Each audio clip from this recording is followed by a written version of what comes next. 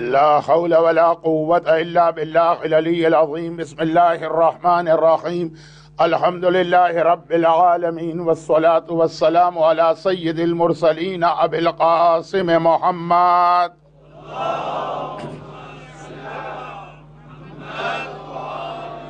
وآله الطيبين الطاهرين الذين أذهب الله عنهم الرجس وطهرهم تطهيرا.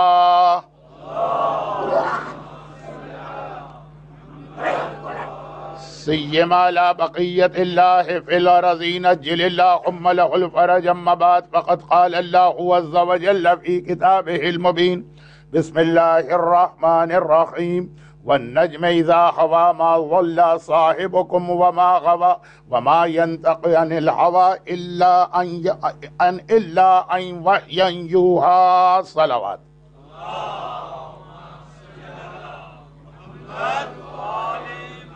ہمارا حبیب کچھ نہیں بولتا ہے، وہی بولتا ہے، الا ان وحی یوحا، جو وہی بولتی ہے۔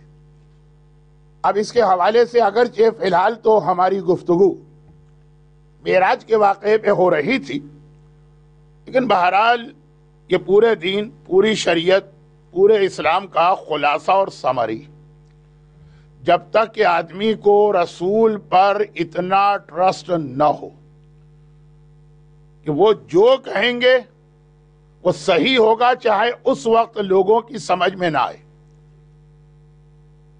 جب تک اتنا ٹرسٹ نہ ہو دین پہ عمل نہیں ہو سکتا۔ تو معراج کی روایت پورے اسلام پر عمل کرنے کے لیے سب سے اہم روایت ہے، یہ وہ ٹرسٹ پیدا کر رہی ہے۔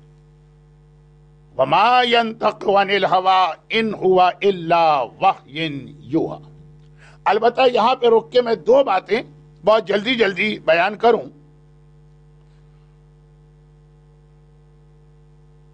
پہلی گزارش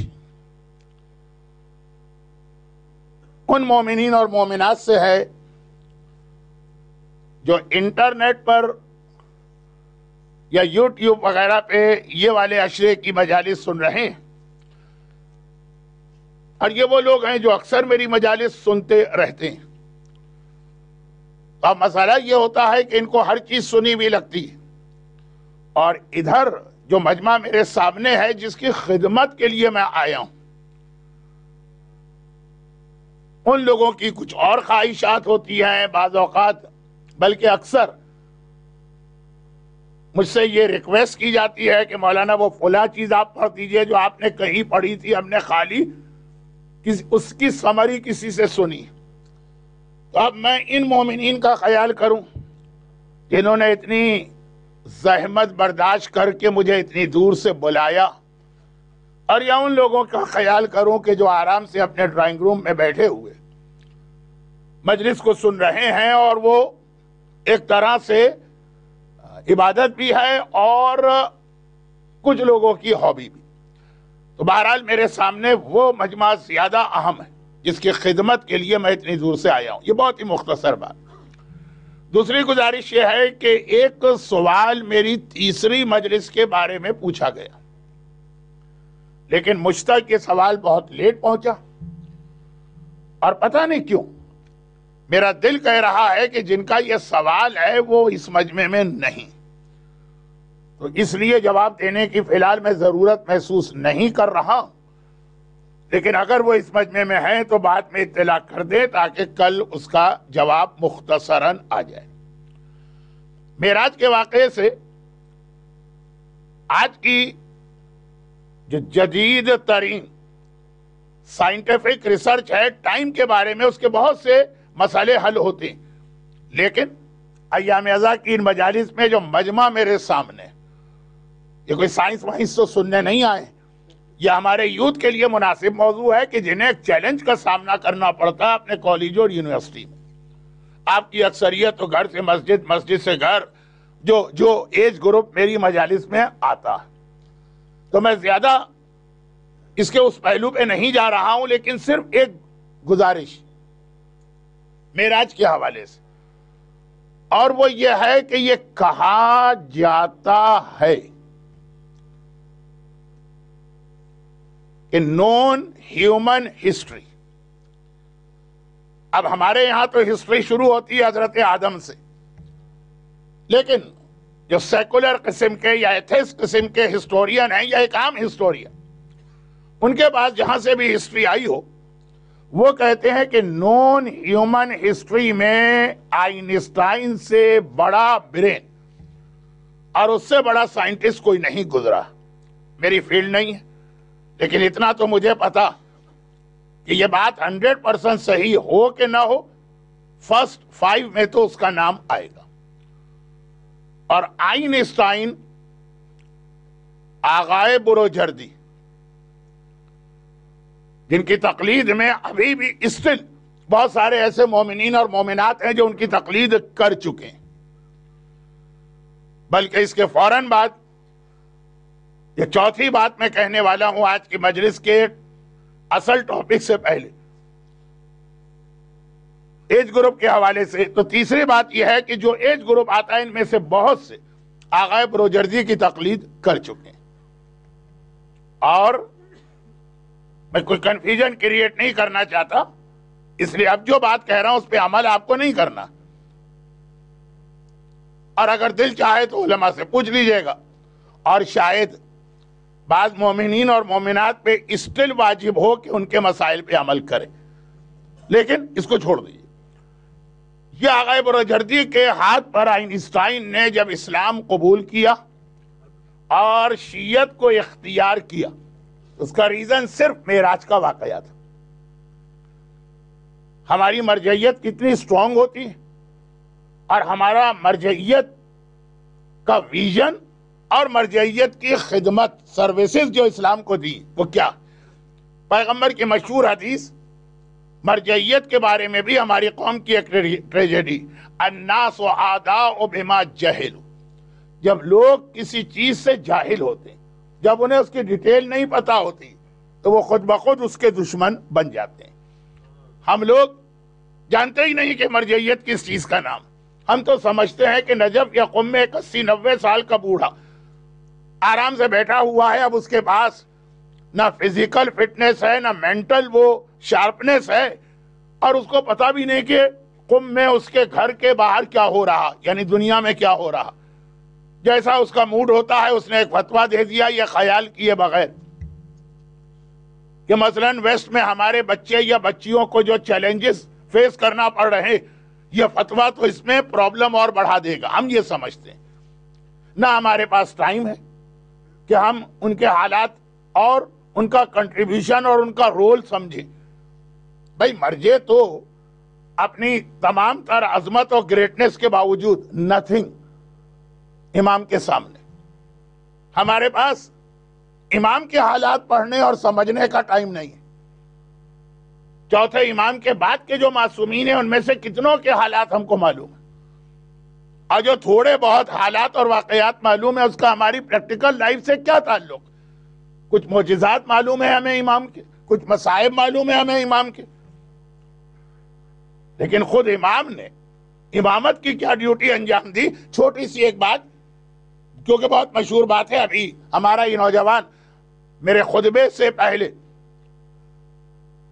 آقا حسین کے حوالے سے جو شعر پڑھ رہا تھا، تو مثلا حسین کیا، اب حسین کا جو انٹروڈکشن زیارت وارثہ کے ایک ایسے جملے میں کیا گیا جو ہر ایک کو یاد ہے، مگر کبھی اس پہ غور کیا کہ اس میں حسین کا کیا انٹروڈکشن کرایا جا رہا ہے. اشہد انک الامام البر التقی الرضی الزکی الہادی المہدی.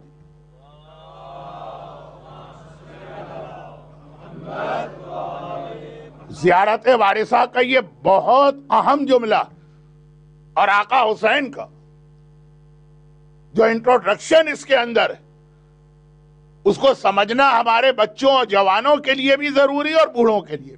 لیکن چونکہ آج کی مجلس ابھی اس پر نہیں ہے، شاید آخری مجلس یا سیکنڈ لاسٹ مجلس میں اس طرف آ جاؤں، تو معصومین کا وقت، معصومین کا رول وہ ہمیں نہیں معلوم. تو مراجع تو بہت بعد میں آتے ہیں، اور معصوم کے سامنے تو مرجع کی کوئی حیثیت نہیں. مگر मासूमीन के हालात और वाकयात हमको नहीं मालूम, हर इमाम के 3-4 बहुत मशहूर वाकयात बस। लेकिन हमारे वालिदैन का कंट्रीब्यूशन, हमारे जीन्स और डीएनए में मासूमीन की मोहब्बत मौजूद है। मरजइयत के हवाले से ऐसा नहीं है, इसलिए जब मरजइयत के हालात नहीं पता तो हम खुद बखुद उनके दुश्मन बन जाते। मगर बाकी बातों को छोड़िए, आइंस्टाइन, अजब ऐसे मिंबर से यूं तो बड़े बड़े क्लेम और दावे कर देना आसान है कि जी आइंस्टाइन शिया हो गया था, लेकिन आप यूट्यूब पर जाइएगा तो 3-4 जगह पे आइंस्टाइन की शियत का वाकया है, मगर एक ऐसा जो पूरे वो तमाम डॉक्यूमेंट्स और एविडेंस के साथ है। मेरे पास वक्त भी नहीं है और शायद जो मजमा मेरे सामने है उसको इससे ज्यादा इंटरेस्ट भी नहीं है। आइंस्टाइन शिया हो कि ना हो, इससे हमारा क्या ताल्लुक, हमें सही शिया होना चाहिए। मौलाना हमें तो वो बात बताए, और यही मेरा अपना सब्जेक्ट होता, इसलिए मैं यहाँ पे बात को रोक देता हूँ। लेकिन कभी कभी बाज नौजवानों को शौक होता है, वो जाके ऐसी चीजें पढ़ लेते हैं और मराजे की मोहब्बत और इस्लाम पर उनका ट्रस्ट और ज्यादा बढ़ जाता है। तो 1-2 मिनट की मैंने आपको ये जहमत दी आइंस्टाइन के हवाले से, लेकिन वो जो भी वाकया हो, जो भी उसके एविडेंस हो, जो भी उसके डॉक्यूमेंट्स हो, उन सब का खुलासा यह है कि शियत उसने कबूल की है मेराज के वाकये में पैगंबर की वो स्पीड जो लाइट स्पीड से भी ज्यादा थी, और उस मेराज के वाकये को उसने माना, मोमिन नहीं मानेगा। कब? जब ये चौथी बात के बाद मैं आता हूं। चौथी बात यह है कि कल की मजलिस के बाद, खाली कल की नहीं है लेकिन कल की मजलिस के बाद मुझे एक ही वक्त में 2 कमेंट्स मिले। पहला यह कि मौलाना मौत करीब है, अब तो जरा कुछ मजलिस के अंदर लीनियंसी पैदा करें और कुछ जरा रहमत का तस्करा करें। गरचे मैं नहीं समझ पाया कि जिन बुजुर्ग खातून ने यह पैगाम भिजवाया है वो अपनी मौत के बारे में कह रही थी कि मेरी मौत के बारे में, इसलिए कि मैं भी जवानी से बुढ़ापे में आ चुका हूं, और उनके स्टाइल से भी लगा कि वह जवानी से बुढ़ापे में आ चुकी है। वैसे तो दोनों ही की मौत करीब है। और दूसरा कमेंट्स ये मिला कि मौलाना इस साल आप जरा ऑफ कलर नजर आ रहे हैं, बहुत ही आपकी मजलिसें जो है वो हल्की फुल्की हैं, कोई सख्ती, कोई अजाब, कोई ये बात इसमें आई नहीं रही है। ये कंप्लेन बाकायदा बहुत सीरियस और बहुत मोहब्बत करने वाले ने। एक ही मजलिस के बाद ये 2 मुतजाद किस्म के कमेंट्स आए। लेकिन मेराज के वाकये के हवाले से शायद दोनों की कंप्लेन दूर हो जाएगी। मैं मेराज पे तकरीर नहीं कर रहा हूं, मेराज पे तो मैंने 15 तकारीर की, वो तो बहुत लंबी बात हो जाएगी। सिर्फ उसका वो हिस्सा जिसका इख्तिताम दूसरी दुआ पर है। मेराज की रात अल्लाह के रसूल ने बहुत दुआएं मांगी होंगी, 2 दुआएं बहुत अहम, एक अपने लिए, एक हमारे और आपके लिए। अपने लिए तो वही दुआ मांगी, कुल रब्बि अदखिलनी मुदखला सिद्किन व अखरिजनी मुखरजा सिद्किन वजअलनी मिन लदुनका सुल्तानन नसीरा। क्या आए खुदा, ये अपने लिए कह रहे हैं, वजअलनी मेरे लिए, आए खुदा मेरे लिए एक ताकतवर मददगार करार दे।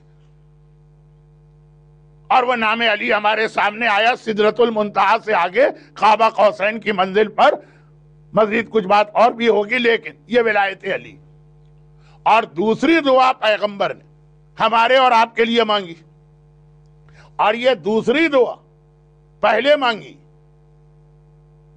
मैंने जो प्रोटोकॉल है हिफ्ज़ मरातिब है उसके एतबार से मौला का जिक्र पहले किया, आपका जिक्र बाद में किया। सीक्वेंस के एतबार से उल्टा सीक्वेंस, पैगंबर ने पहले दुआ हमारे और आपके लिए मांगी, और फिर अली की विलायत के हवाले से हमारे और आपके लिए दुआ इस तरह मांगी कि जब 7 आसमानों को क्रॉस किया, बेरी के दरख्त पर पहुंचे, उसे क्रॉस किया, जिब्राइल भी रुक गए, पर्दे हटे, पैगंबर उस मंजिल पे पहुंचे जहां अल्लाह और रसूल के अलावा कोई नहीं है, अल्लाह की सारी अजमतें देख रहे हैं, सिजदे में गिर रहे हैं, नमाज बन रही है। और ये मैं बता दूं कि जैसे दुनियावी एतबार से मैं इस वक्त टेम्परेरी तौर पर रह रहा हूं ऑस्ट्रेलिया में, اور آپ لوگ ہیں یہاں پہ، آپ ناردرن ہیمسفیئر میں، میں ساؤدرن میں، الٹا ہے سارا نظام۔ آپ کے یہاں گرمی ہے تو ہمارے یہاں سردی ہوتی، جب آپ کے یہاں سردی ہوتی ہے تو ہمارا 45 48 50 ٹمپریچر چل رہا ہوتا، آپ کے یہاں دن ہوتا ہے، ہمارے یہاں رات، آپ کے یہاں اس وقت رات ہے، میرے یہاں اس وقت دن ہے۔ یہی مسئلہ زمین اور آسمان کا، آسمان و زمین کے اندر باقی اور چیزیں تو مجھے نہیں معلوم، یا معلوم بھی ہے تو آج ٹائم نہیں ہے۔ جب یہاں پہ دن ہوتا ہے تو وہاں رات ہوتی، جب یہاں پہ رات ہوتی ہے تو وہاں پہ دن ہوتا۔ اللہ کے رسول یہاں سے چلے تو رات تھی، وہاں پہنچے تو دن تھا۔ پیغمبر نے آسمانوں پر جو پہلی نماز پڑھی وہ ظہر کی نماز تھی، آسمان پر جو پہلی نماز پڑھی گئی ظہر کی نماز۔ اسی لیے ہمارے یہاں جب نماز کی سیکوینس مجتہد بتاتا تو وہ ظہر سے سٹارٹ کرتا ہے، فجر پہ ختم کرتا۔ ہم لوگ سٹارٹ کریں گے فجر سے، پھر ظہر، عصر، مغرب، عشاء۔ اب اس میں بہت سارے فقہی مسائل بھی، لیکن یہ جیسا میں نے کہا کہ یہ ممبر محرم کے پہلے 10 دن میں فقہی مسائل بیان کرنا پاسبل نہیں ہے وقت کی کمی کی وجہ سے، اور خاص طور پر آج سے بڑی راتیں بھی شروع ہو گئی۔ لیکن مختصر بات کہ یہاں کا اور وہاں کا اپوزٹ ہے سسٹم۔ پیغمبر پہنچی اور پھر وہ نمازیں بنی، لیکن جیسے ہی اللہ نے کہا مانگ اے میرے حبیب، کیا مانگتا؟ میں نے تجھے وہاں پہنچایا جہاں آج تک کائنات کا کوئی انسان نہ پہنچا ہے نہ کبھی پہنچے گا، نہ پاس نہ فیوچر، قیامت تک۔ تو یہاں آ گیا ہے، مانگ، کیا مانگتا؟ پیغمبر کو کیا مانگنا چاہیے؟ ہم سے کہا جائے تو ہم کیا مانگتے ہیں؟ اپنے لیے مانگتے ہیں، اپنی فیملی کے لیے مانگتے ہیں، اپنی اولاد کے لیے مانگتے ہیں۔ جب ہم سے کہا جائے کہ مانگ، کیا مانگتا؟ کربلا پہنچ کے پہلی دعائیں اپنے لیے ہوتی ہے، پھر دوسروں کے لیے۔ اسلام میں صرف ایک دعا ایسی جس میں حکم ہے پہلے اپنے لیے مانگو پھر دوسروں کے لیے، وہ ہے گناہوں کی، کہ گناہ اپنے پہلے یاد کرو، دوسروں کے چھوڑ ہی دو۔ ربنا اغفر لی ولوالدی وللمؤمنین۔ لیکن باقی حاجتوں کی دعا پہلے دوسروں کے لیے۔ لیکن ہم عام حالات میں بھی اس وقت نارمل سرکمسٹانسز اس کا خیال نہیں رکھ پاتے ہیں۔ پیغمبر تو وہاں تک پہنچے کہ آج تک کوئی انسان نہیں گیا، اور کوئی انسان وہاں جہاں پیغمبر پہنچے وہاں کی جو عظمت ہے برداشت بھی نہیں کر سکتا، مر جائے گا اگر ہم اور آپ وہاں جائیں، مر جائیں گے ہم۔ کہا مانگ، کیا مانگتا ہے؟ پیغمبر نے اپنے لیے نہیں مانگا، اہل بیت کے لیے نہیں مانگا، آپ کے لیے مانگا۔ ربنا لا تواخذنا ان نسینا او اخطانا، ربنا لا تحمل علينا اسرا كما حملته على الذين من قبلنا، ربنا ولا تحملنا ما لا طاقة لنا به واعف عنا واغفر لنا وارحمنا۔ پہلی دعا جب بیری کے درخت سے آگے بڑھے سارے پردے ہٹ گئے، بیچ میں بہت پردے بھی تھے، ہر پردے کے ہٹنے پہ پیغمبر ایک اللہ اکبر کہتے، 7 اللہ اکبر بات آ چکی۔ پہلی دعا جو مانگ رہے ہیں، خدا کہتا ہے مانگ، کیا مانگتا ہے میرے حبیب؟ پہلی دعا یہ مانگی۔ یہ دعا کس کے لیے؟ سورہ بقرہ کی آیت نمبر 286، آخری آیت۔ کیا ہے یہ دعا؟ یہ اول سے آخر تک یہ دعا رحمت ہی رحمت۔ ربنا لا تواخذنا، اے خدا بھولے سے اگر ہم کوئی کام کر لیں تو ہمیں اس کے اوپر پکڑنا نہیں، کوئسچننگ نہ ہو، سوال و جواب نہ ہو۔ سوال و جواب 2 دفعہ ہوں گے، ایک قبر میں منکر و نکیر آ کے سوال کریں گے، وہ خالی عقیدے کا سوال نہیں ہے، اس کے بعد عمل کا بھی سوال۔ یہ امام نے کہا نا کہ جب عقیدے کے سوال ہو جائیں گے پھر پوچھا جائے گا کہ زندگی کیسے گزاری، اور دوسرا سوال و جواب ہوگا میدان قیامت میں۔ یہاں پہ ایک چھوٹی سی فقہی بات اور ایک بہت مشہور حدیث۔ کربلا معلیٰ کی زیارت کے لیے صاحبان ایمان تیار ہو رہے ہیں، بلکہ بہت سے نکل چکے ہیں، 40 میں اس سے زیادہ لوگ آئیں گے، اور سارا سال یہ سلسلہ رہے گا۔ اور کیا کہنا کربلا کی زیارت کا؟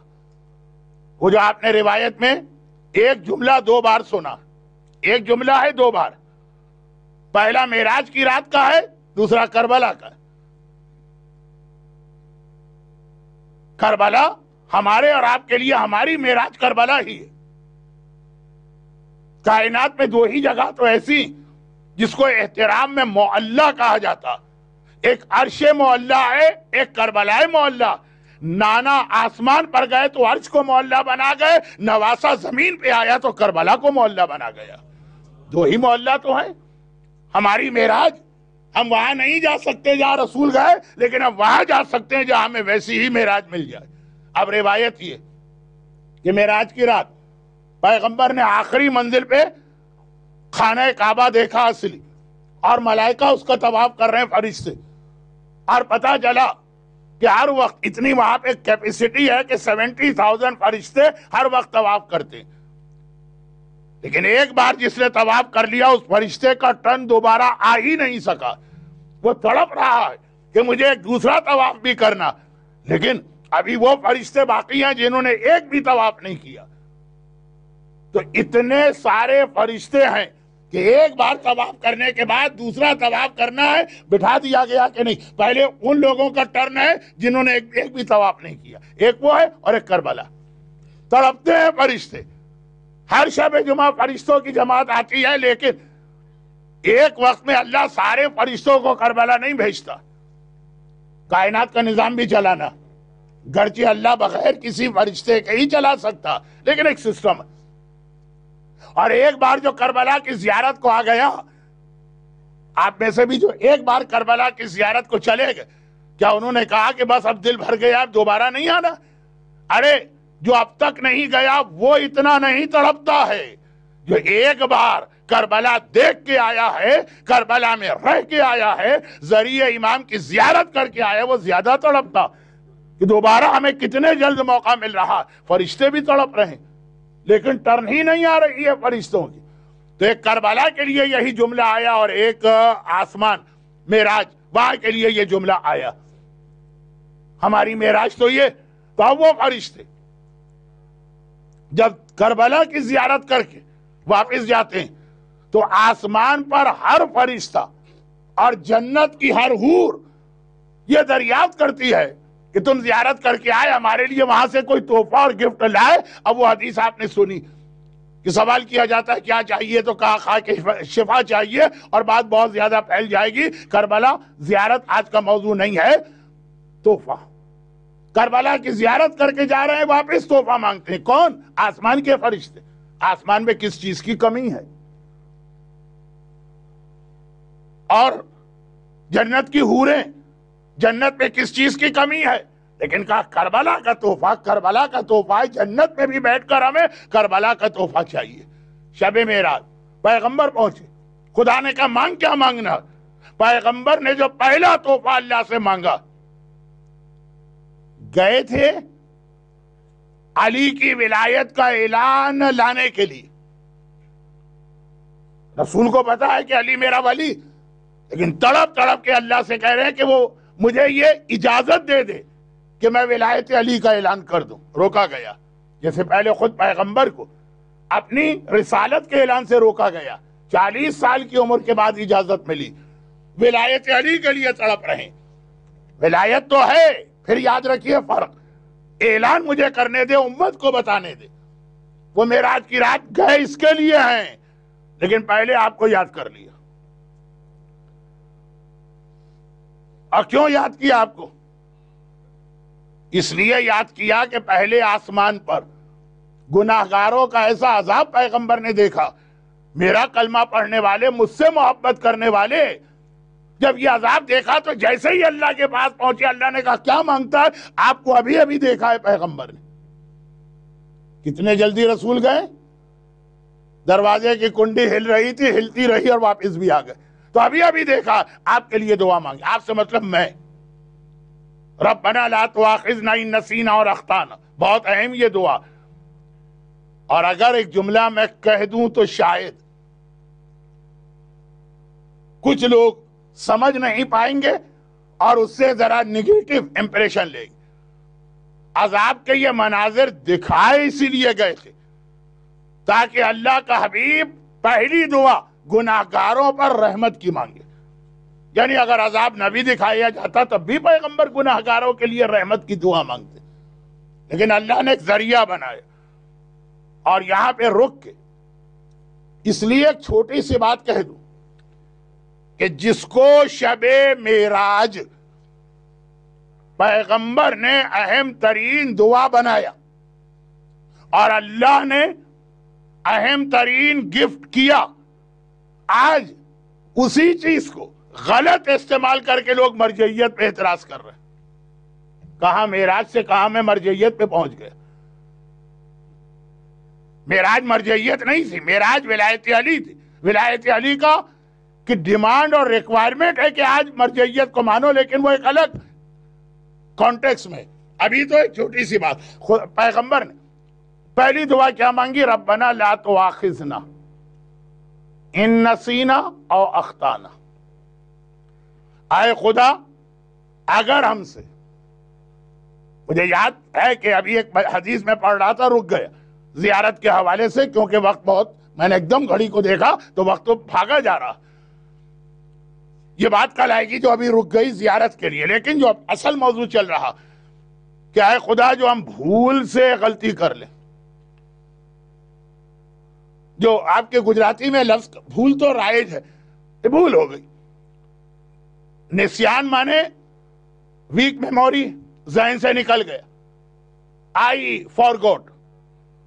اور اختانا بہت اہم لفظ ہے، یا بھولے نہیں، ہم سے خطا ہو گئی. اب میں اس کو کیسے سمجھاؤں؟ نہ انگریزی میری اتنی اچھی، نہ گجراتی تو خیر مجھے آتی ہی نہیں ہے، لیکن اردو میں بھی بہت مشکل ہے سمجھانا. لیکن بتا یہ رہا ہوں، ہمارے ایک بہت مشہور حدیث ہے، رفع القلم عن 9، 9 گناہگار ایسے ہیں جن سے اللہ نے قلم کو اٹھا لیا. قلم مانے جو آپ کے کندھے پہ 2 فرشتے بیٹھے ہیں، وہ جو لکھ رہے ہیں نا، 9 گناہگاروں کے لیے ان کو حکم ہے کہ نہیں لکھو، بند کر دو اپنا پین، روک دو اپنا پین.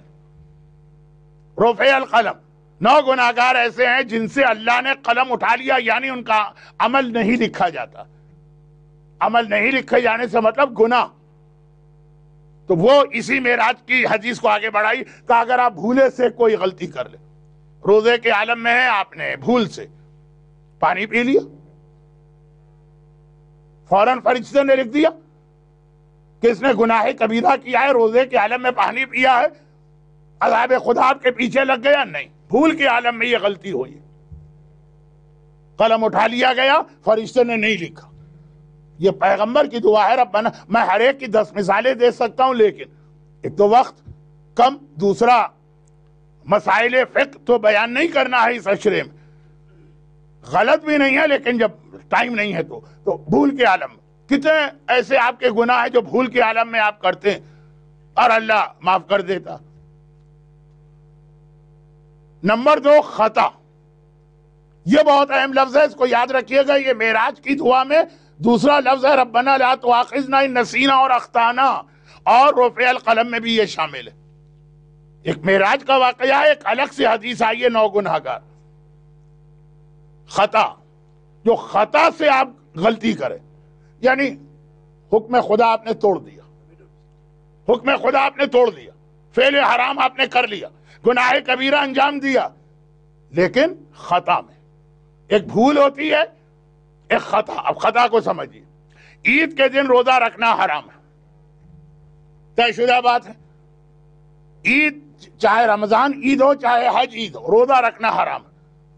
آپ کو معلوم ہے کہ آج عید کا دن ہے، آپ کے لیے شرعی گواہی سے ثابت ہو گیا آج عید کا دن، اور پھر بھی آپ نے روزہ رکھا تو گناہ.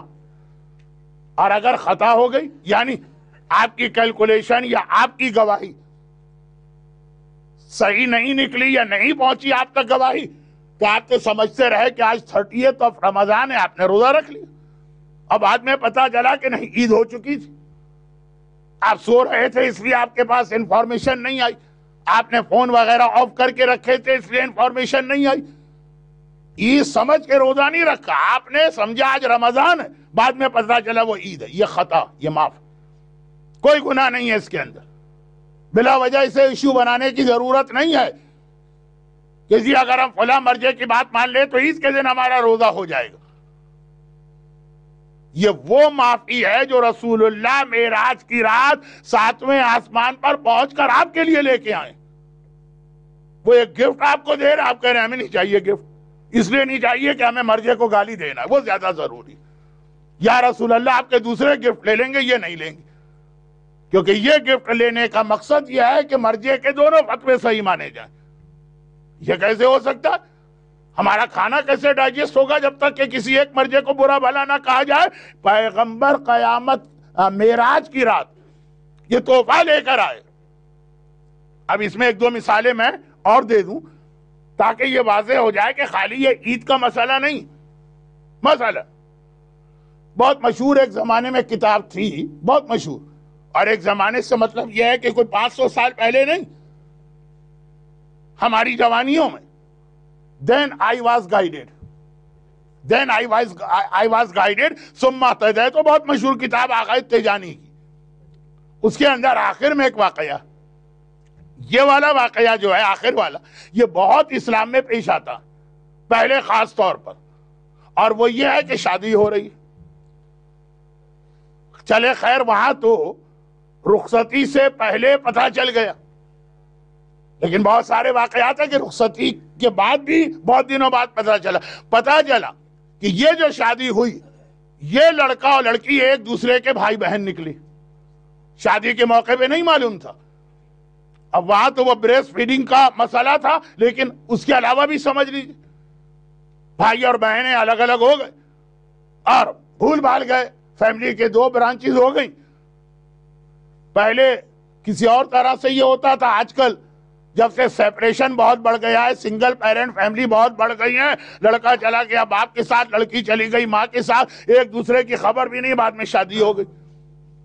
شادی کے 5 سال بعد جب اولاد بھی ہو گئی، پتہ چلا یہ بھائی بہن کی شادی، محرم کے ساتھ نکاح، خالی گناہ نہیں ہے، گناہ کبیرہ میں سے ایک گناہ کبیرہ میں بھی ٹاپ آف دا لسٹ۔ لیکن کیا ان لوگوں کو پنش کیا جائے گا، سزا دی جائے گی آخرت میں، قبر میں یا دنیا میں؟ تینوں جگہ معاف ہے۔ کیوں معاف ہے؟ بھائی نے بہن سے شادی کی، بہن نے بھائی کے ساتھ فزیکل کانٹیکٹ قائم کیے، پھر بھی کیوں معاف ہے؟ کہ انہیں نہیں معلوم تھا، خطا تھی، جان بوجھ کے شادی کو تھوڑی کی ہے۔ تو یہ خطا کی معافی کہاں سے ملی ہے؟ یہ شب معراج اللہ کا رسول آپ کے لیے معافی لے کے آیا۔ بھائی بہن تو خیر بہت بڑی بات ہے، اس سے بھی بڑی بات ماں اور بیٹے کی شادی بھی، باپ اور بیٹی کی شادی بھی اگر خطا میں ہو جائے تو وہ جو عید کے چاند کا مسئلہ ہے، خالی وہ ایک پیغمبر معافی نہیں لائے ہیں، پورا ایک سسٹم ہے اسلام کا۔ معراج کی رات پیغمبر آپ کو اللہ کی بارگاہ سے تحفہ لے کے دے رہے ہیں، اور آپ باقی تو ہر جگہ وہی تحفہ قبول کر رہے ہیں۔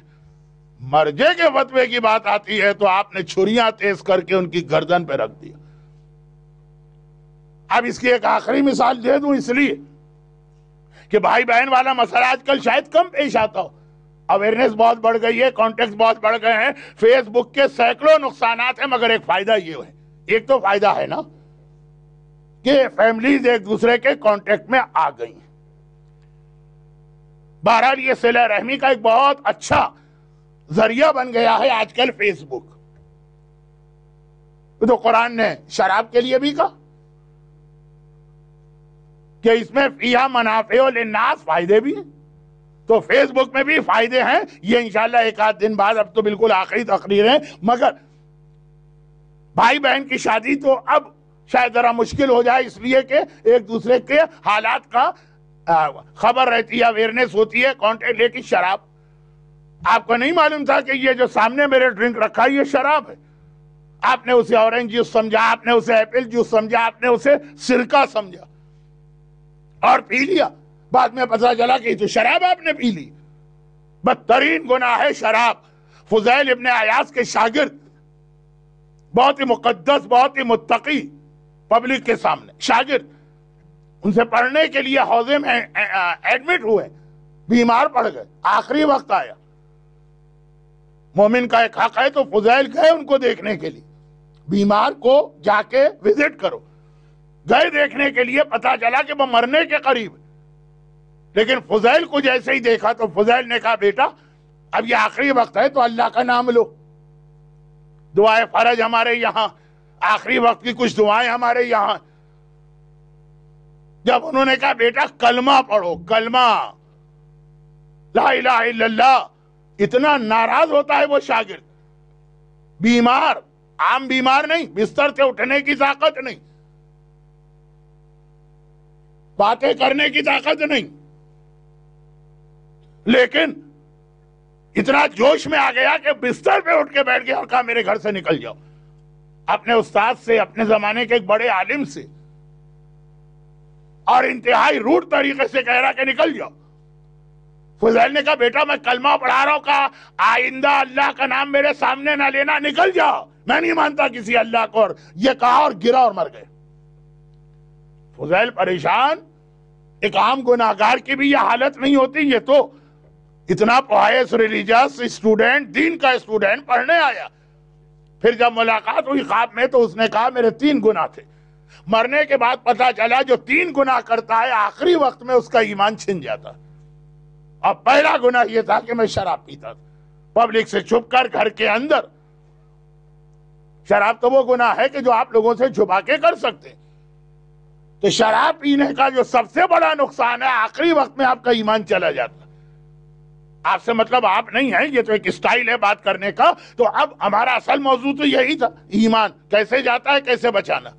لیکن آپ سمجھے کہ یہ ایپل جوس شراب نہیں، اور آپ نے پی لیا شراب، وہ ایپل جوس پینے کے بعد پتا چلا کہ شراب۔ ہر آدمی کہے گا یہ گناہ معاف ہے، لیکن یہ گناہ کیوں معاف ہے، کیسے معاف ہے؟ گناہ تو آپ نے کیا۔ یہ شب معراج رسول اللہ نے آپ کے لیے اللہ سے خاص دعا کر کے یہ تحفہ لیا، ربنا لا تؤاخذنا ان نسینا او اخطانا۔ اب دیکھیے یہاں دونوں چیزیں واضح ہو گئی۔ آپ کو پتا تھا کہ یہ شراب ایک گلاس میں رکھی ہوئی، آپ بھول گئے اور آپ نے پی لی، وہ ہے نسینا۔ اور ایک ہے آپ کو معلوم ہی نہیں، آپ تو اس کو ایپل جوس سمجھ کے پی گئے، وہ ہے اخطانا۔ 2 الگ الگ ٹرم ہیں فقہ کی۔ بعد میں حدیث بھی آئی کہ اللہ نے ان دونوں گناہگاروں پر سے قلم اٹھا لیا، ان کے اعمال نہیں لکھے جائیں گے، جس نے بھول سے کوئی کام کیا، جس نے خطا میں۔ اور معراج کی رات، اچھا معراج کی رات پھر ایک جملہ کہہ دوں اور مصائب پر جاؤں، وقت نہیں رہا، اور وہ یہ کہ معراج کی رات وہ رات ہے جب ابھی شریعت دنیا میں آئی بھی نہیں، ابھی شراب حرام بھی نہیں ہوئی ہے۔ شراب تو مدینے پہنچنے کے 4 سال حرام ہوئی، اور بڑے بڑے گناہ حرام ابھی حرام بھی نہیں ہوئے۔ ہمارے ایکشنز، رحمت پہلے مل گئی، سہولت پہلے مل گئی، فیسلٹی ابھی سے عطا کر دی گئی۔ جیسے بہت سے لوگ ایسے ہیں، انہوں نے آپ کا کوئی کام کیا کمیشن بیسس پر، آپ کو پیمنٹ کرنے سے پہلے ہی اپنا کمیشن کاٹ کر ریمیننگ بیلنس آپ کو دیا۔ مورگیج میں بھی سنا ہے کہیں پہ یہ ہوتا ہے کہ وہ انٹرسٹ کی پہلی انسٹالمنٹ پہلے کاٹی، پھر باقی آپ کو دیا۔ اللہ نے شریعت آپ کو بعد میں دی ہے، رحمت والا پہلو پہلے ہی دے دیا کہ بھول اور خطا، اس کو کاٹ دیا شریعت سے، پھر باقی شریعت آپ کو دی۔ معراج کی روایتیں پڑھیے کہ شریعت معراج سے اسٹارٹ ہوئی، اور یہ تحفہ پہلے ہی مل گئے۔ کیوں؟ ون آف دا ریزن، پیغمبر نے گناہگاروں کا عذاب دیکھا تو تڑپ کے دعا مانگی۔ اب آئیے میں اپنی آج کی بات کو آخری منزل پر پہنچا رہا ہوں۔ معراج کی رات گناہگاروں کا عذاب دیکھا، تو عذاب جو گناہگاروں کا دیکھا، آپ یہ حدیثیں سنتے ہیں، گانا سننے والے کا گناہ، اور بے پردہ عورت کا گناہ، اور مکس گیدرنگ میں جانے والے کا گناہ، اور پراؤڈی اور گھمنڈی آدمی کا گناہ، اور غیبت کرنے والے کا گناہ، اور رزق کھانے والے، حرام رزق کھانے والے کا گناہ، اور فتنہ پھیلانے والے کا گناہ، سنتے ہی رہتے ہیں حدیث۔ میں بھی پڑھ دیتا تھوڑا سا، لیکن وقت نہیں رہا، آج ہمارا آدھا عشرہ کمپلیٹ ہو چکا ہے۔ تو یہ پیغمبر نے اس کے لیے دعا مانگی، یہی آپ کے لیے، یہی آپ کے لیے کہ ہمیں یہ سارا عذاب کیوں بتایا جاتا۔ وہ جو خاتون نے کہا کہ اب موت قریب آ گئی ہے، چاہے وہ میری موت کہہ رہی ہو کہ اپنی موت کہہ رہی ہوں، دونوں کے قریب آ چکی ہے موت، مگر یہ عذاب کیوں پڑھا جاتا ہے؟ یہ نہیں پڑھا جاتا کہ آپ پر آئے گا یہ عذاب، یہ پڑھا جاتا ہے کہ یہ عذاب آ سکتا ہے، چنانچہ اس کے بچنے کی تیاری کر لو، یا اپنے آپ کو چینج کر لو، یا اب اگر چینج کرنے کا وقت نہیں رہا۔ جوانی میں بہت شراب پی تھی، اب شراب نہیں پی سکتے، ڈاکٹر نے کہہ دیا کہ تمہارا لیور خراب ہے، شراب نہ پینا، اب تو ویسے ہی چھوڑ دی، اب وقت ہی نہیں رہا گناہ سے بچنے کا۔ لیکن جو جوانی کا گناہ، توبہ کر لو، اپنے آپ کو چینج کر لو، اگر اسٹل گناہ، یہ عذاب اس لیے بتایا جاتا ہے، اس لیے نہیں بتایا جاتا کہ 100% یہ عذاب آپ پر آ کر ہی رہے گا۔ اور پھر یہاں پہ ایک چھوٹی سی بات، میں اس لیے بات بہت بڑی، میں اس کو بہت چھوٹا کہہ کے اس لیے کہہ رہا ہوں کہ کل سے ہمارا سبجیکٹ معراج سے واپس آنے کے بعد کیا ہوا اس پر چلے گا۔ بہت ہی ایک بات بہت بڑی، آہستہ آہستہ کہہ رہا ہوں۔ پیغمبر نے یہ جن لوگوں کو دیکھا، یہ کون لوگ؟ ابھی شریعت تو آئی نہیں، اس کا ایک جواب تو میں نے دے دیا، یہ فیوچر، جس کو امام نے ایک اور طرح بھی سمجھایا۔ بعض اوقات تم خواب میں فیوچر کے حالات دیکھ لیتے ہو، تم دیکھ لیتے ہو۔ ہم جیسے گناہگار، کبھی اللہ ہمیں بعد کے حالات اپنے خواب میں دکھا دیتا۔ ہم خواب میں دیکھتے ہیں کہ ہم بوڑھے ہیں اور یہ کام ہو رہا، ابھی تو نہیں ہو بوڑھو، ابھی تو جوان ہو، ابھی کل ہی تو تم نے اپنی شادی کا پیغام بھجوایا تھا فلاں بچی کے نام، تو ایسے جوان ہو کہ شادی کے لیے تیار ہو، لیکن خواب میں اپنے آپ کو بوڑھا دیکھا، فیوچر۔ تو جب ہم اور آپ فیوچر دیکھ سکتے ہیں تو پیغمبر، اور یہ دوسری ایک بات اور سنی، یہ وہ بات ہے جسے میں بہت ڈائلیوٹ کر کے اور ہلکا کر کے بتا رہا ہوں، کیونکہ بہت بڑا یہ ایک الگ سے سبجیکٹ، اور وہ یہ معصومین کی حدیثوں میں اس وقت ایک جملہ ریپیٹ ہوتا ہے جب کوئی کہہ دیتا ہے کہ مولا دیکھیے یہ عام مسلمانوں کو کیا ہوا، آپ جیسی عظیم شخصیتیں اور پرسنالٹیز یا آپ کو نہیں مان رہے، معاویہ کو مان رہے، یزید کو مان رہے، مروان کو مان رہے، حشام کو مان رہے، ہارون کو مان رہے، یعنی دشمنان اہل بیت کے تو نام ہی ایسے ہیں کہ دل میں کراہیت پیدا ہوتی، اور معصومین کے نام ہی ایسے ہیں کہ نام میں ہی ایک نورانیت، ایک تقدس، ایک محبت کا پہلو ہے۔ یہ آپ کو چھوڑ کر ادھر جا رہے ہیں اور اتنی بڑی تعداد میں، تو اب امام اس کے کئی جواب دیتے ہیں، جن میں سے ایک جواب تو آپ کو بھی معلوم ہے کہ حق والے کم باطل والے زیادہ، مگر ایک جملہ اور کہتے ہیں، اور یہ کبھی کبھار کہتے ہیں اور اس کو بہت زیادہ ہائی لائٹ نہیں کرتے، لیکن کہتے ہیں، کہا کہ اگر تمہارا کرائیٹیریا یہ کہ ہمیں ماننے والے کم ہیں کہ زیادہ، تو دنیا میں تو انسان کچھ بھی نہیں۔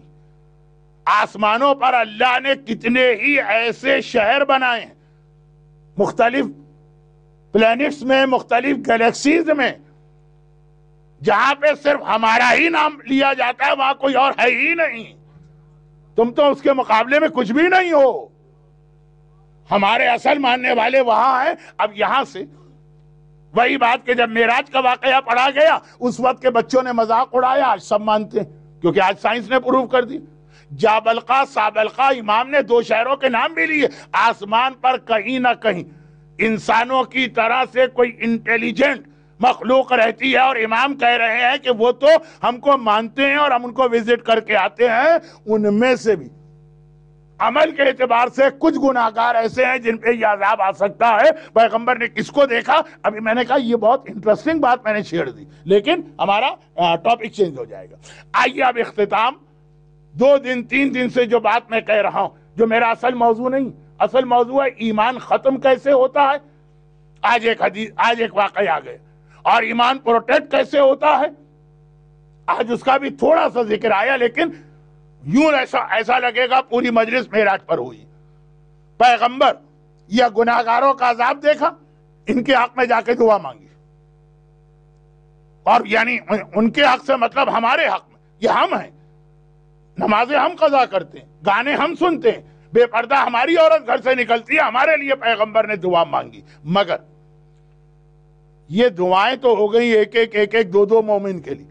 پیغمبر معراج کی رات اللہ کی بارگاہ سے اگر ولایت علی کا تحفہ لائیں تو اپنی رحمت کو مکمل کروا کے آئیں، وہ والی رحمت جو ہر وقت ہمارے اور آپ کے کام آتی۔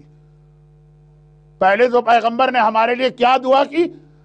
لا تؤاخذنا ان نسینا او اخطانا، بھول کے، یعنی اس کا مطلب یہ کہ جو جان بوجھ کے گناہ کرے وہ معاف نہیں ہوگا، وہ بھی ہوگا، کیونکہ آخر دعا ہے واعف عنا واغفر لنا وارحمنا، جو آخری دعا ہے نا کہ رحمت نازل فرمائیے، تو اس کے لیے جو جان بوجھ کے گناہ کرے۔ جو جان بوجھ کے اپنی ماں سے شادی کرے، جو جان بوجھ کے اپنی بہن سے شادی کرے، اس کے لیے بھی پیغمبر نے آخر میں دعا مانگی ورحمنا، رحمت۔ آخری دعا کیا تھی؟ شروع کہاں سے ہوئی تھی؟ بھول کو معاف کر دے۔ آخر کہاں پہ ہوا؟ رحمت نازل فرما۔ تو پیغمبر یہ سارے تحفے لے کے آئے، جب کہا رحمت نازل فرما تو رحمت کا دوسرا نام ہے فاطمہ زہرا۔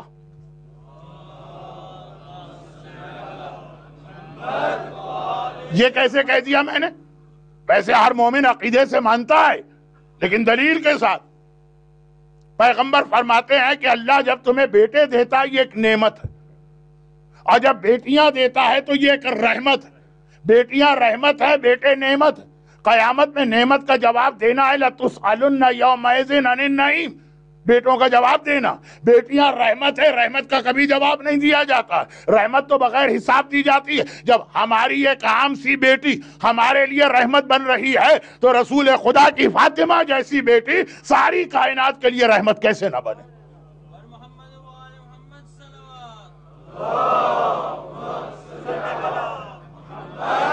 معراج کی رات پیغمبر ورحمنا جب کہتے ہیں تو اللہ نے اتنی بڑی رحمت نازل کی۔ عظمت فاطمہ کو پہچانے، اللہ کا رسول کون ہے؟ وما ارسلناک الا رحمتا للعالمین، رسول کائنات کے لیے رحمت ہے، فاطمہ اس رسول کے لیے رحمت ہے۔ یہ ہے عظمت فاطمہ۔ مگر بہت جلدی ابھی میں بات کہہ رہا ہوں، ورنہ تو جو میری پلاننگ تھی 5 منٹ 7 منٹ اس کو ذرا سمجھانا تھا، لیکن سمجھانا بعد میں، بہت جلدی اختتام پہ میں بات کو لا رہا ہوں۔ فاطمہ کائنات کے لیے بھی رحمت ہے، رسول اللہ کے لیے بھی رحمت ہے۔ مگر جو فاطمہ ہم سب کے لیے رحمت بن کے آئی، روایت یہ ہے کہ قیامت کے دن جب وہ اللہ کی بارگاہ میں پہنچے گی تو آنسو بہاتے ہوئے پہنچے گی، روتے ہوئے پہنچیں گی۔ ایک دوسرا، جب زمانے کا امام ظاہر ہوگا اور رسول اللہ عدالت لگائیں گے یا کربلا میں یا مسجد کوفہ کے دکۃ القضا پہ، دو روایتیں، وہاں بھی فاطمہ جب آئیں گی بابا کے پاس تو فریاد کرتی ہوئی اور آنسو بہاتی ہوئی، جو میں سب کے لیے رحمت ہوں۔ اس رحمت کے ساتھ کیا ہوا؟ اس کا بیٹا بھی مارا گیا، اس کا پوتا بھی مارا گیا، اس کے نواسے بھی مارے گئے۔ آج کی رات تو اس اعتبار سے بہت خاص رات ہے کہ آج ہمیں فاطمہ کے نواسوں کا ماتم کرنا۔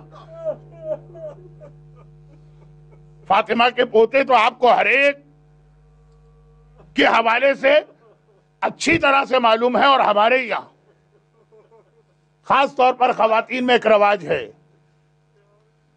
جناب علی اصغر کے جھولے پہ بہت منتیں مانی جاتی ہیں، بہت حاجتیں، علی اکبر کے حوالے سے بہت ساری دعائیں ہوتی ہیں، لیکن اکبر و اصغر اگر فاطمہ کے پوتے ہیں تو آن و محمد کی بھی عظمت کو کم نہ سمجھیے گا۔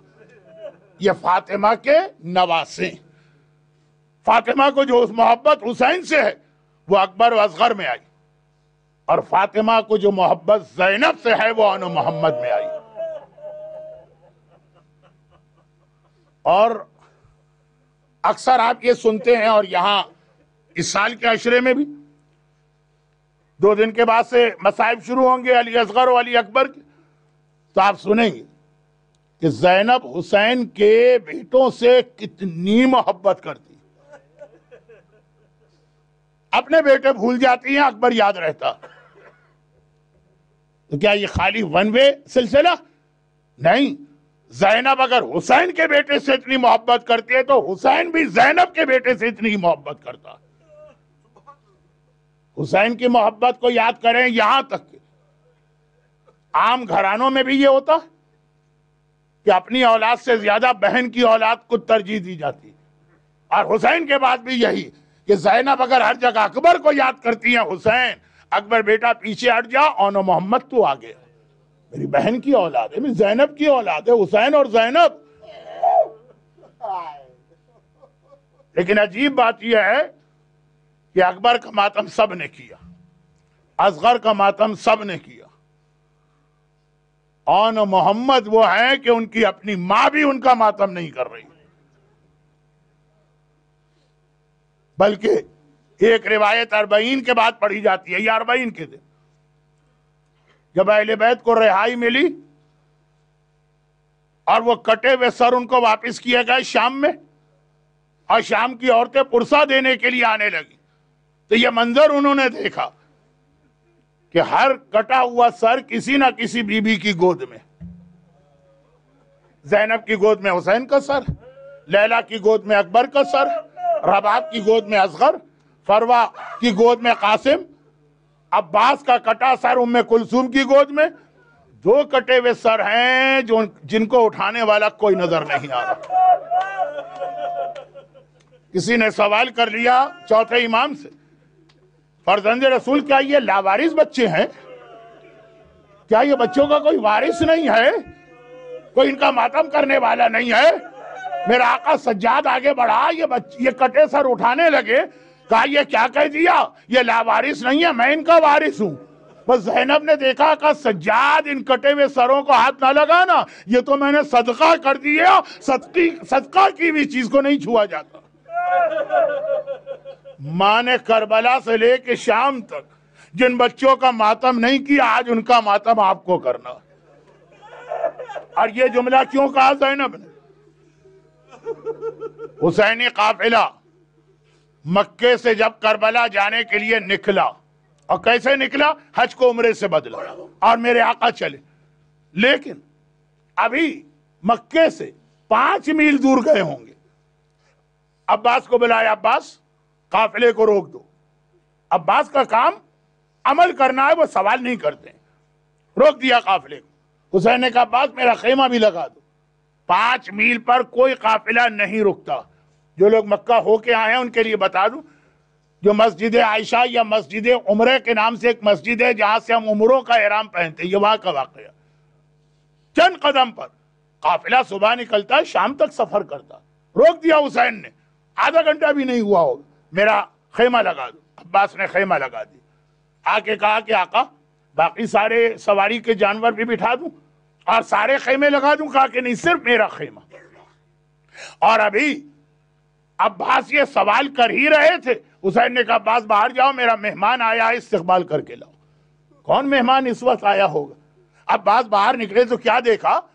زینب کبریٰ کی شوہر عبداللہ ابن جعفر طیار مکے سے آ رہے ہیں، بہت بوڑھے تھے، بہت بیمار تھے۔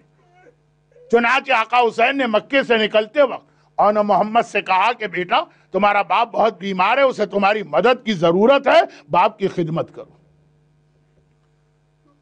جو امام زمانہ نے ایک ظاہر سے جملہ کہا تھا، حسین روک کے آئے تھے آن محمد کو۔ عباس نے دیکھا زینب کبریٰ کے شوہر آ رہے ہیں، زینب کبریٰ کی عظمت عباس سے بہتر کون جانے گا؟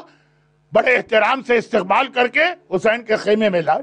عبداللہ ابن جعفر طیار نے حسین کو دیکھا، کہا حسین تو عمر میں مجھ سے چھوٹا، میرے بس میں ہوتا تو تیری پیشانی کے بال پکڑ کے تجھے روک دیتا، کوفے تو قطعاً نہ جانے دیتا، لیکن مجھے پتا ہے تو امام وقت ہے، جو کام کرتا ہے حکم خدا سے کرتا۔ میں صرف اس لیے آیا ہوں کہ ایک بار آخری رخصت دے دوں، لے لوں زینب کو، اپنی بیوی کو۔ حسین نے کہا زینب آپ کی بیوی باہر، ان کی ہماری ہے، چلے جائیے۔ زینب کو خبر ملی میرا شوہر آیا، شہزادی گھبرا گئی، ایسا نہ ہو کہ مجھے واپس لے جانے آیا ہو، اور حکم شریعت ہے کہ بیوی شوہر کی اجازت کے بغیر گھر سے باہر نہیں جا سکتی۔ اب زینب کبریٰ کے دل میں یہ خیال کہیں مجھے واپس نہ لے جانے آئے ہوں، اتنے پریشان ہیں کہ ابھی عبداللہ نے زینب کی اماری پر ہاتھ رکھ کر خالی سلام کیا، السلام علیکی یا بنت رسول اللہ، اور زینب نے تڑپ کے جواب سلام تو دیا، وعلیک السلام یا ابن امی، لیکن ساتھ میں کہا کہ اگر مجھے واپس لے جانے آئے ہو تو میں شریعت کی مخالفت تو نہیں کر سکتی، مگر مجھے نہ لے جاؤ گے میرا لاشا لے جانا پڑے گا، بھائی سے الگ ہو کے یہ بہن زندہ نہیں رہ سکتی۔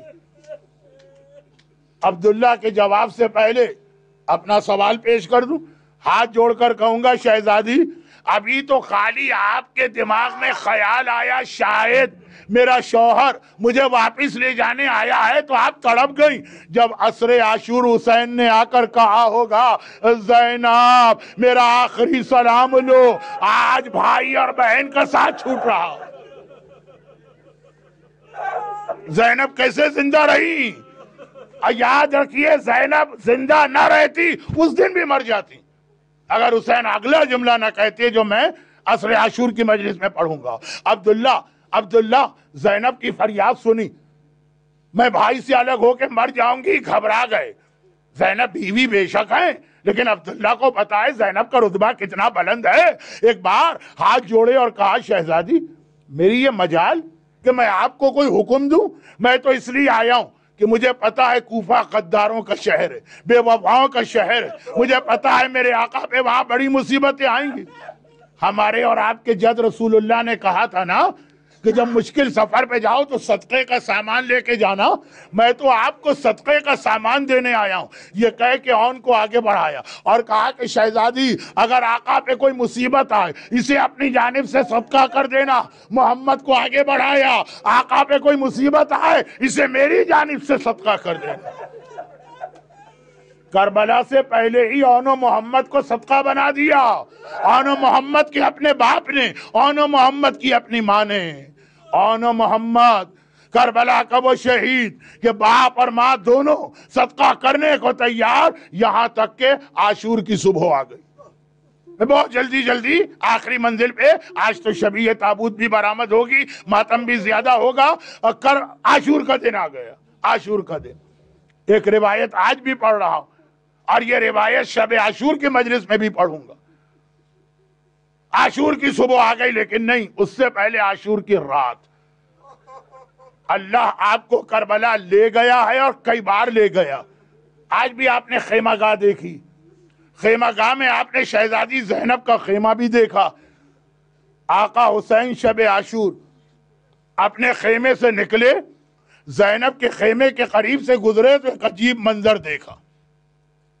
اون و محمد کو اپنے سامنے بٹھایا اور دونوں سے کہہ رہی ہے بیٹا اون و محمد کل میدان میں اپنی زبان سے کچھ نہ کہنا، ایسا جہاد کرنا کہ یزید کی فوج پکار اٹھے جعفر طیار کے پوتے آئے ہیں، حیدر کرار کے نواسے آئے.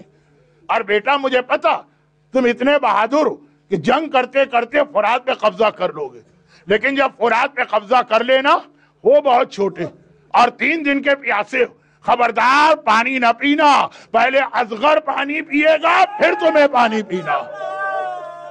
حسین کی آنکھوں میں آنسو آ گئے. ماں اس طرح سے اپنی اولاد کو تیار کر رہی اور پھر عاشور کا دن آ گیا. صبح سے دوپہر ہو گئی، دوپہر سے سورج ڈھلنے لگا. اون و محمد جب کبھی بھی خیمے میں آتے ہیں زینب گھبرا کے کہتی ہے بیٹا اب تک زندہ ہو، بیٹا اون اب تک زندہ ہو، لاشوں پہ لاشیں آ رہے ہیں تمہارا لاشا کیوں نہیں آیا؟ بیٹا محمد اب تک زندہ ہو، تمہارا لاشا کیوں نہیں آیا؟ ابھی شبیہ تابوت آئے گی، یہ وہ تمنا ہے جو زینب کو تھی، بیٹا تمہارے تابوت کیوں نہیں آئے؟ اون محمد ہاتھ جوڑتے ہیں. اماں جب کبھی ماموں کے پاس گئے کہا کہ ہمیں بھی مرنے کی اجازت دیجئے، ماموں نے منع کر دیا. تم تو میرے زینب کی نشانی ہو، تم تو میرے زینب کے لال ہو، میں تمہیں کس دل سے میدان جانے کی اجازت دوں؟ بس کئی بار جب زینب نے یہ سنا، میرے ایک استاد یہ جملہ نقل کرتے تھے، بس ایک بار اون محمد کو لے کے حسین کے خیمے میں آئے اور ایک بار کہا کہ بھائی حسین آج بہن بھائی کے گھر میں نہیں آئی، آج بہن بھائی کے گھر میں نہیں آئی، آج جعفر طیار کی بہو حیدر کرار کے بیٹے کے پاس آئی ہے اور اس لیے آئی ہے کہ میرے بیٹوں کو مرنے کی اجازت دے دو. حسین نے کہا زینب تمہیں تو سب پتا ہے کہ آج سب کو مرنا ہے، جو اس طرح تم نے کہا اجازت دی. اون کو حسین نے گود میں لے کے گھوڑے پہ بٹھایا، محمد کو عباس نے اپنی گود میں لے کے بٹھایا اور کیا جہاد کیا. بہت چھوٹے ہیں بچے، 9 اور 10 سال کے، لیکن کیا جہاد کیا. حیدر کرار کا جہاد یاد آ رہا، جعفر طیار کا جہاد یاد آ رہا، لیکن کب تک؟ ایک وہ وقت آیا کہ دونوں شہزادے زخموں سے چور زمین کربلا پہ گرے اور آواز دی ماموں ہماری مدد کو آئیے، بس اتنا سننا ہے۔ حسین عباس کو لے کے چلے، فوج یزید بھاگی، ایک لاشا حسین نے اٹھایا، ایک لاشا عباس نے اٹھایا، اور ادھر یہ لاشیں خیموں کی جانب آئے، اور ادھر یزید کی فوج نے خوشی کے نقارے اور شادیانے بچائے۔ جیسے ہی آواز خیموں میں گئی، بیویوں نے ایک بار ماتم شروع کر دیا، ہائے آن، ہائے محمد۔ یہ خوشی کے شادیانے نشانی تھی کہ دونوں شہزادے مارے گئے۔ زینب نے جو سیدانیوں کا یہ بیان سنا، مرزا طبیر نے مرثیے کی ایک بیت میں اس کو نقل کیا، جیسے ہی یہ سنا ایک مرتبہ تڑپ کے کہا، بیویوں خاموش ہو جاؤ۔ باجے والوں کی صدا زیر قنات آتی ہے، کیسے لاشیں میرے بچوں کی بارات آتی ہے۔ مجھے تو مبارکباد دو، میری قربانی کام آئی۔ حسین یہ لاشیں لے کے خیمے میں آتے ہیں، زینب کے سامنے رکھتے ہیں۔ زینب نے دیکھا آن مر چکا ہے، محمد آخری سانسیں لے رہا ہے۔ اور ایک بار حسین نے کہا، زینب جب سے یہ بچے کربلا آئے ہیں تم نے انہیں گلے سے بھی نہیں لگایا۔ آج میری خواہش ہے، آخری سانسیں لے رہا ہے، محمد کو تو گلے سے لگا لے۔ زینب جھکی، ہے تو مانا، محمد کو گلے سے لگایا۔ محمد آخری سانسیں لے رہا ہے، محسوس کیا، ماں میرے قریب آئی، آنکھیں کھولی اور کہا، اماں اب تو ہم سے خوش ہے نا، اب تو ہم سے راضی ہے نا، تیرے محمد نے تیرے دودھ کا حق ادا کر دیا۔ ماتم حسین، ماتم حسین۔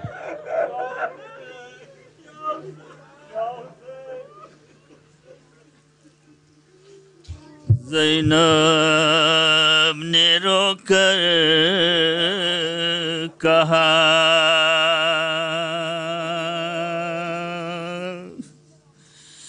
او نو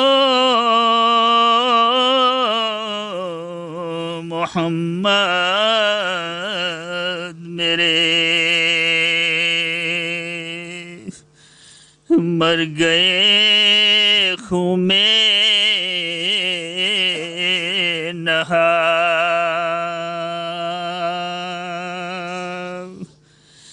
او نو محمد میرے ماموں پہ صدقے ہوئے،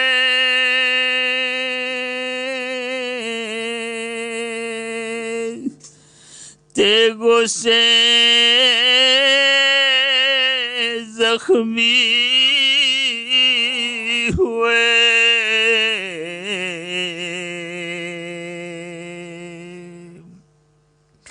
خون میں تڑپتے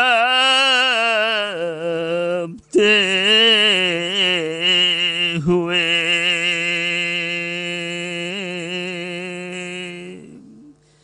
او نو محمد میرے بیاہ نہ میں نے رچا،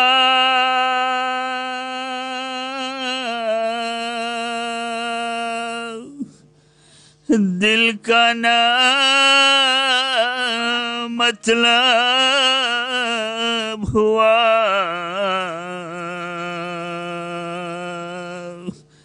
روتی رہی میں یہاں،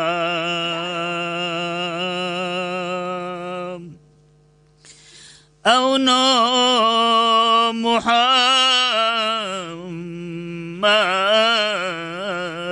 میرے زینب نے رو کر کہا، او نو محمد میرے ارمان تھا بہو پوتے کا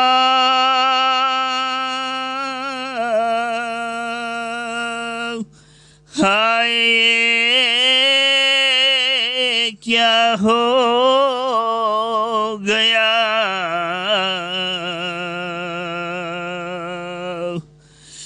دل میں میرے رہ گیا اونو محمد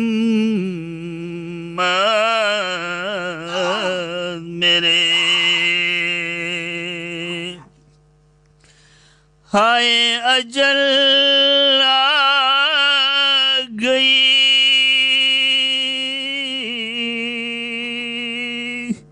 موت تمہیں بھاگ گئی کس کی نظر کھا گئی اونو محمد میرے زینب نے رو کر کہا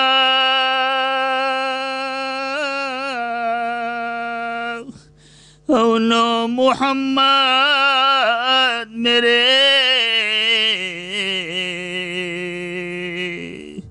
مر گئے خون میں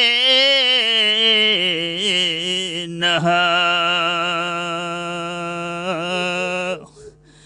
اونو محمد میرے زینب کے دونوں لال جو شہ پر فدا ہوئے اس کم سنی میں چل بسے ماں سے جدا ہوئے بنت بطول کہتی تھی تھا میں دل و جگر دو پھول اس چمن میں تھے یا رب وہ کیا ہوئے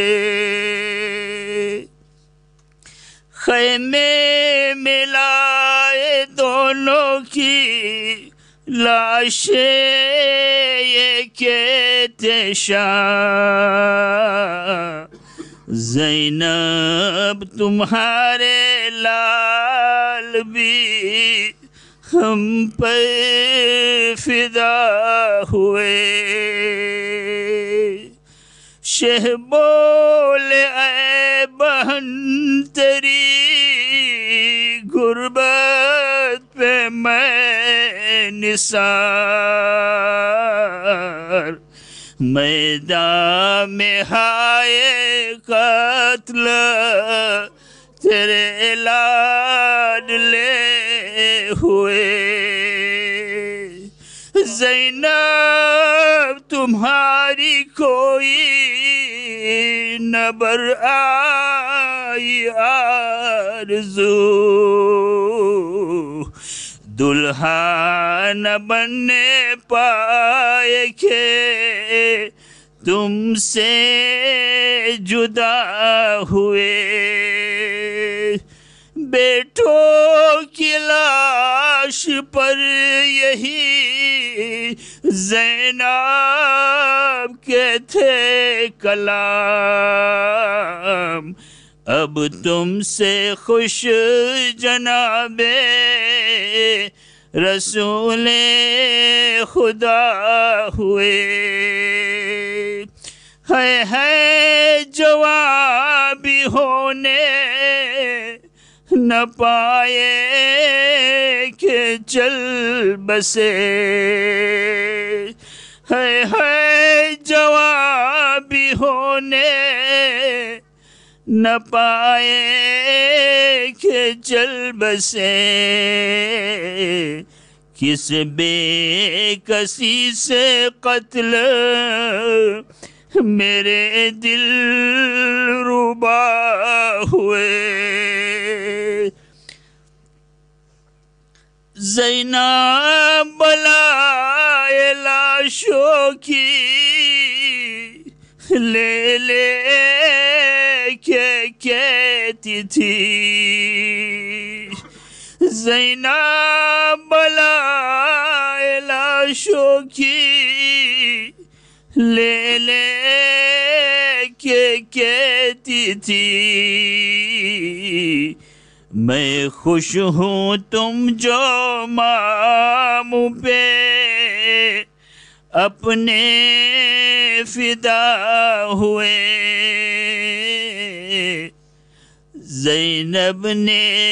زینب کے دونوں لال جو شہ پر فدا ہوئے، اس کم سنی میں چل بسے، ماں سے جدا ہوئے۔ یا حسین